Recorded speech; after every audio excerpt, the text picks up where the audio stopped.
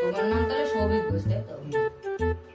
তোমার প্রথম প্রশ্ন হলো যে ভারতের জাতীয় সঙ্গীত কে লেখে? রবীন্দ্রনাথ ঠাকুর। পুরো সঠিক উত্তর। তো তোমার পরের প্রশ্ন হচ্ছে ভারত ভারত 1947 সালে স্বাধীন হয়েছিল। এটাও সঠিক। প্রশ্ন হচ্ছে তোমার কি মনে হয় আসলে এলিয়েন আছে? সঠিক বলতে পারছি না, তবে গবেষণা করে কিছু কিছু প্রমাণ পাওয়া গেছে। পাস হলে এবার তুমি যেতে পারো।